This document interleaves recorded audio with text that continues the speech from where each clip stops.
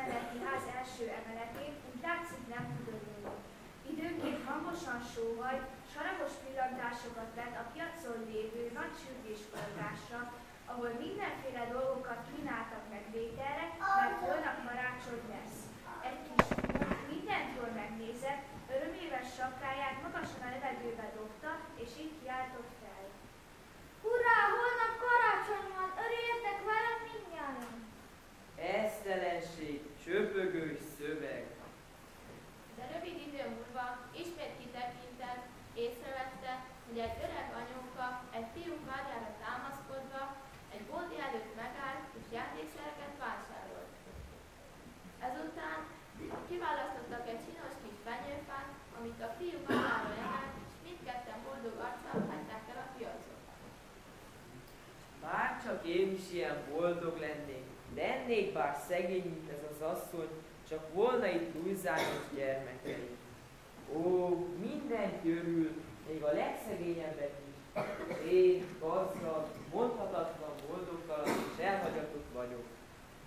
Ekkor belépett Erik a szólba. Tábornok úr egy szegényebbet kér adományt, mert nincs mit tenni az ünnepek alatt, s tüzelője is hiányzik, s már olyan öreg, hogy alig tud mennie. Nincsen ki, aki gondoskodnék róla. Mit törődöm vele? Nem adok neki semmit. Küld el, s hívd meg neki, hogy újra visszajöjjön. Mégsem örül hát mindenki, mint előbb gondoltam. Ez a kéregető úgy látszik hasonló helyzetben van, mint én. Csupán az a különbség, hogy szegény. Könnyen segíthettem volna baján, és talán mindenre meg lett volna, amit szíve kívánok. De nem, éppen ezt nem akarom. Elég tételt nyújt nekem a tudat, hogy nem én vagyok egyedül boldogtalan. Sejteber tábornok nem volt mindig boldogtalan. Volt idő, mikor a világ legboldogabb emberének hitte magát, mert kedves felesége és jó gyermekei voltak. Ilyenkor könnyű volt másokat megörvendeztetni, és szívesen beleegyezett, ha felesége megajándékozta a szegényeket. De amikor egyik gyermekét a másik után elragadta a halál, és utoljára felesége is egyedül hagyta, szíve sötét. Mindentől visszavonult és nagy elkeseredettségében élt. Valahányszor karácsony közeledett, eszébe jutott régi boldogsága. Ilyenkor különösen haragos volt, így át szegény Erik türelme, nagy próbákon ment keresztül. Most mit akarsz már megint? Cipész elhozta a számát, és szépen kéri a tábornok urat, hogy egyenlítse ki, mert ma szeretné a pénzét megkapni, és nem új évkor. Mit jelentsen ez? Különben is ne csinálj olyan arcot, mintha valamilyen örvendetes esemény történt volna. Hallod? Ne nézz rám ilyen örvendező arccal. Cseppet sem vagy tekintélye kedélyállapotokra, a különösen kiállhatatlan vagy. De minek is beszélek, úgysem használ semmit, javíthatatlan vagy téves felfogásaiddal. Nos, miért zavarsz meg a haszontalan papírdarabbal? Beszélj! De holnap karácsony van, és olyan nap, mint a többi. de ilyenkor több pénzre van szükséged, de nem azért kéri ma az ember a pénzét. Miért hát? Bátyának akar valamit vásárolni, amire előbb nem gondolt, de ma kibékült vele, tehát szeretetét különösen be akarja bizonyítani.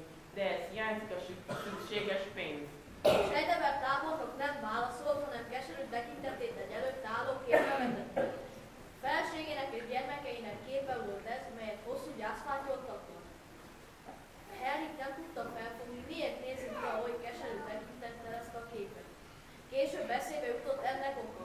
Néhány évvel ezelőtt történt, hogy ez a kép eltűnt a lakásból, éppen akkor, amikor a tábornok sógora hazajött Amerikából. A tábornok meggyanúsította a sógorát a kép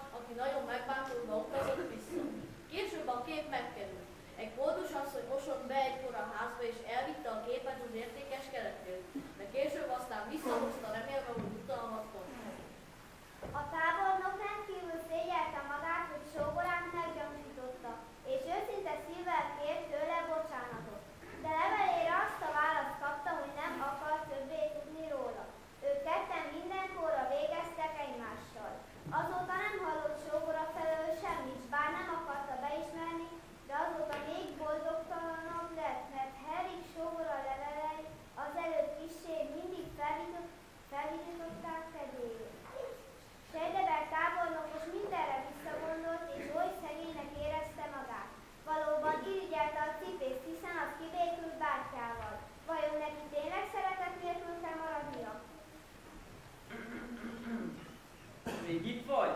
Ha összeszedted volna a gondolataidat, azonnal elküldted volna azt az embert, mert eszedbe juthatott volna, hogy a mondottak szomorú emlékeket keltenek bennem. Mindig ilyen dolgokkal jössz.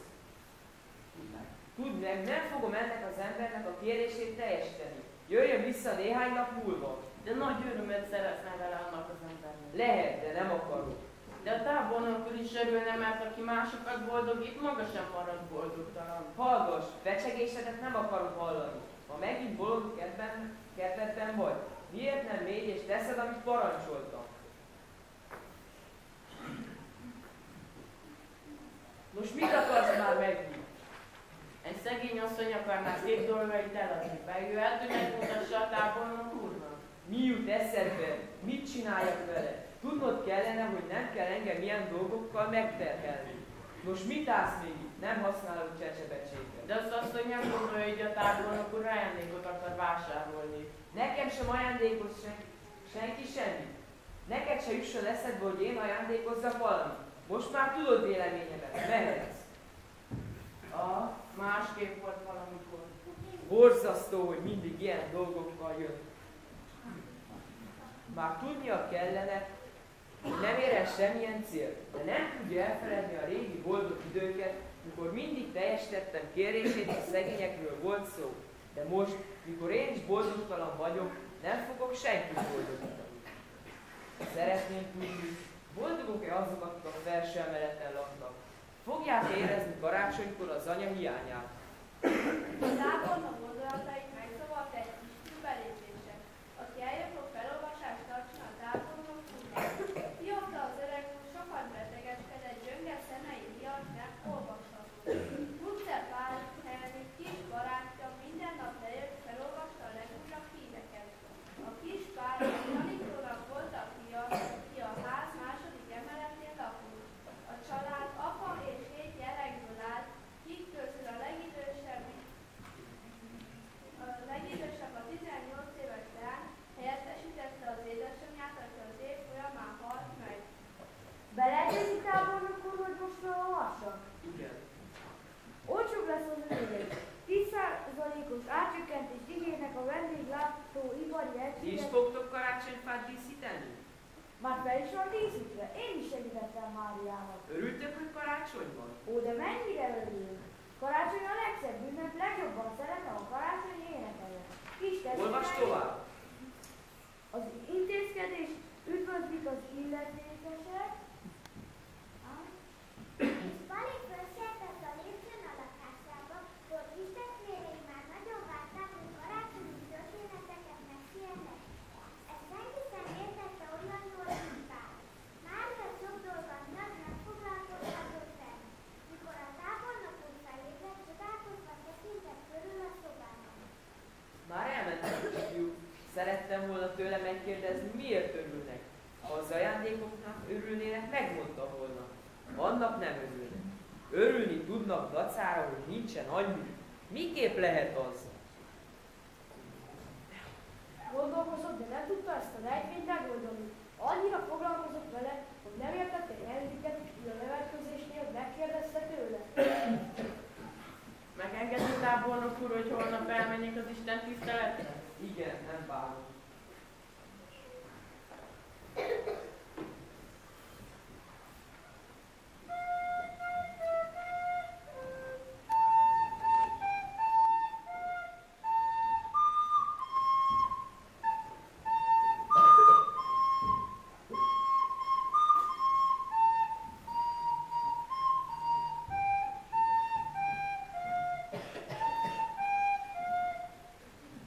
Karácsony reggel maga tábornok úr egyáltalán nem volt ünnepi hangulatban. Éppen reggelizett, amikor valaki halkan kopogott az ablakon. Szabad. Ugyebár önnek ajándékozhatom ezt a virágot. Kedves tőled, hogy rám gondolsz, de miért kapok tőled ajándékot? Papa azt mondta, mikor mi örülünk, másokat is meg kell örvendeztetni, én tehát önnek akartam örömet szerezni.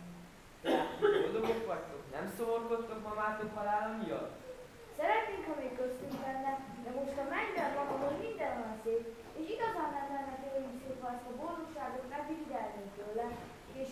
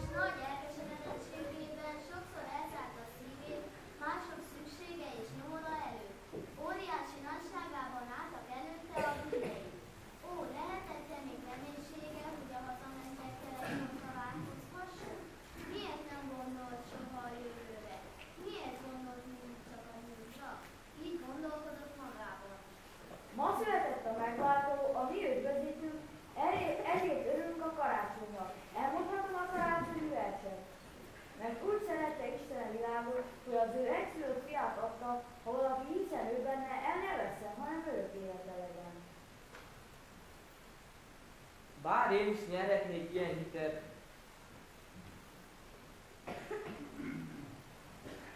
Mondd csak el, miért éppen karácsonykor olyan boldogok az emberek?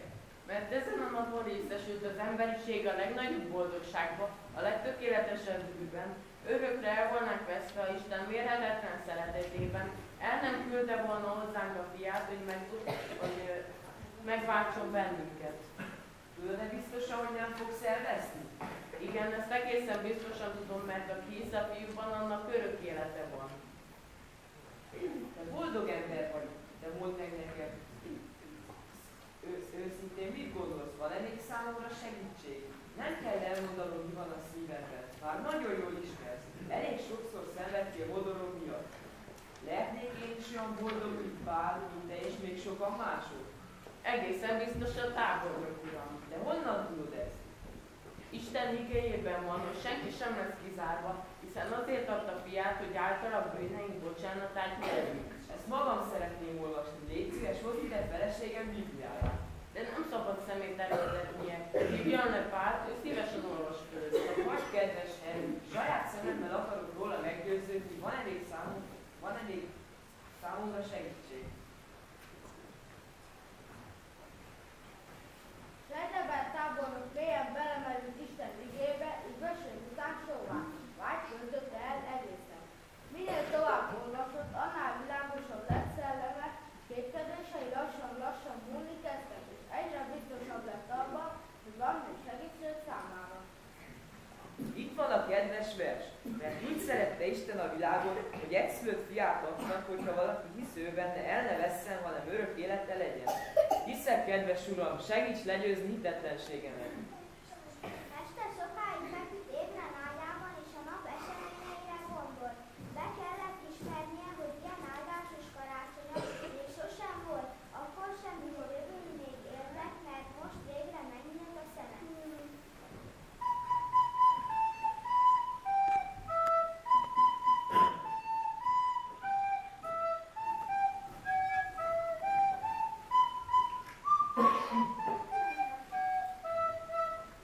Mikor az ünnep elmúlt, a tábornok elhatározottan hízat jóvá teszi, amit elmulatott.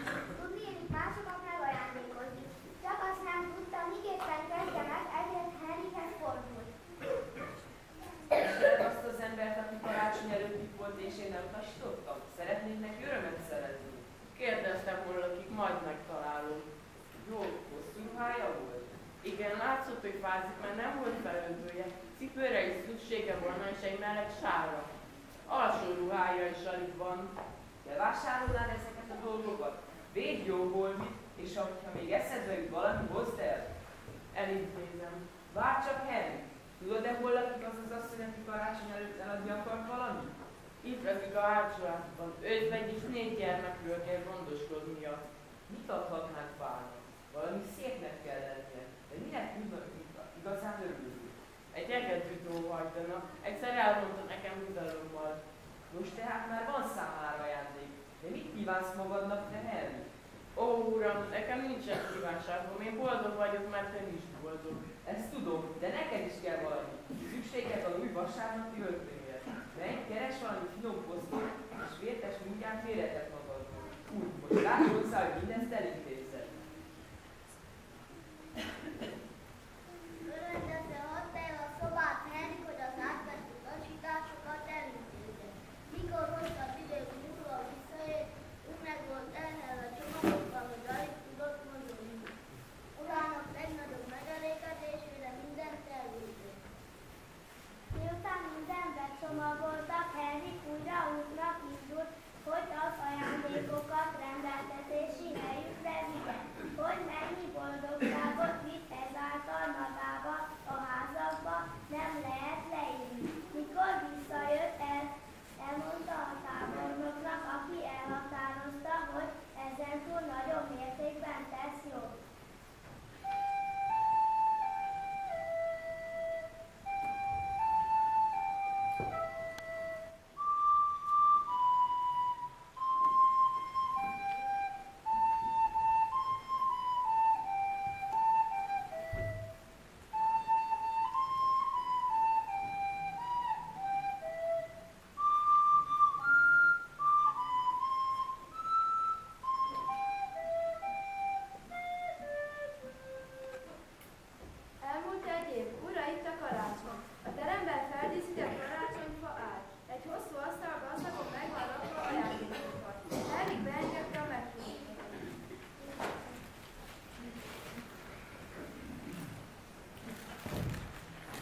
énekeljük!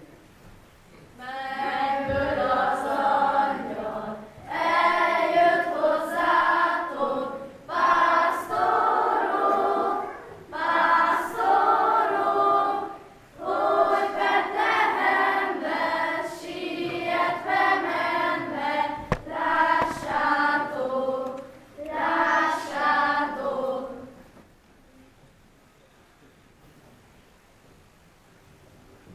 És az angyal azt mondta nekik, ne féljetek, íme hirdetek néktek nagy örömet, mely az egész népnek öröme lesz, mert megszületett ma nektek a megtartó, az Úr Krisztus a Dávid városában. Ez pedig nektek a jel. Találtok egy kis gyermeket befolyálva feküdni a jászolban, és az angyallal hirtelen mennyei sereges sokasága jelent meg, akik dicsérték az Istent, és ezt mondták. Dicsőség a magasságban Istennek, és a földön békesség a jó akarat embereknek.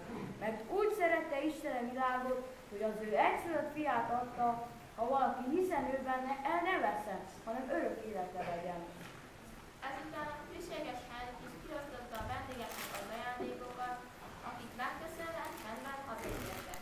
Az öreg feleségnek is megtekintette ajándékait, Kalitról egy gyönyörű szép képet kapott, ami simán ábrázolta Mariának gyermek Jézust.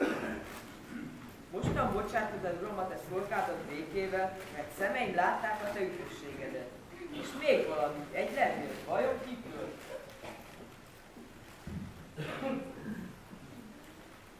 Drága sógorom, most kórházból írom neked néhány soromat. Itt a fájdalmak között megismertem azt, aki azért jött, hogy megmentsen bennünket az örök haláltól.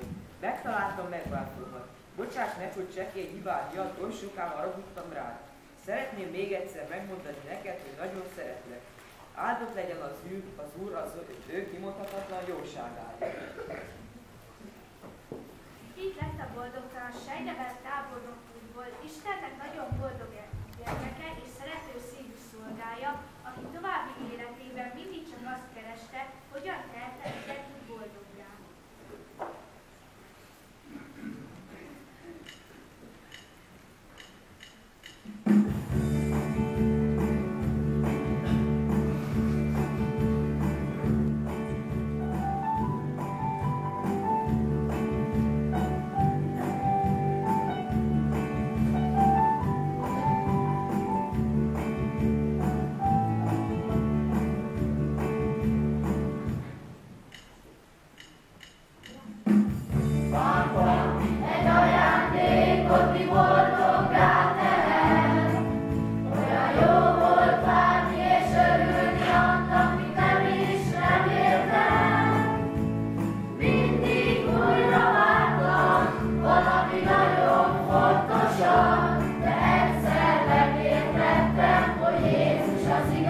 Ajándék